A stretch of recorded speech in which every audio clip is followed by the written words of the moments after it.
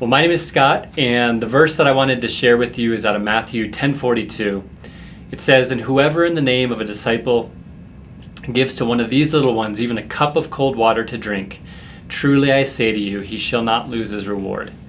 And I love this verse because of two things. First off, it reminds me of the goodness of God, and it reminds me that we are created to enjoy his grace, in that he gives me countless gifts, cups of cold water every day, and they're small and they're subtle and they're sometimes easily missed, but they are all a profession of his love for me.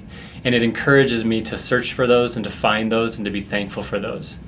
And the second thing is that it reminds me that the purpose of him in giving us his grace is so that we can spread his glory to the people around us by giving them cups of cold water.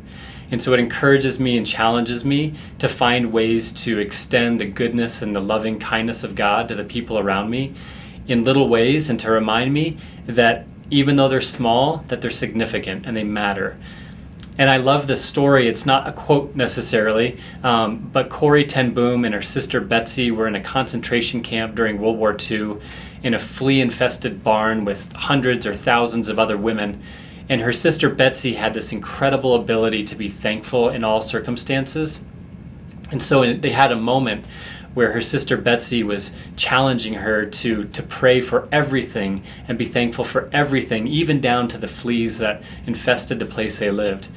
And Corrie struggled with that, and as she prayed about it, days or weeks went by, and her sister Betsie learned that one of the reasons the Nazi guards would not come into the barn was because of the fleas. And because they didn't come into the barn, it gave Betsie and Corrie this tremendous ministry of reaching out to the women around them with the Bible that God allowed them to keep on them throughout the entirety of their time in the concentration camp. So I love that whole idea that God gives us his grace, he shows us his goodness, he extends his love to us so that we can in turn pass it to the people around us. So I hope that encourages you this week.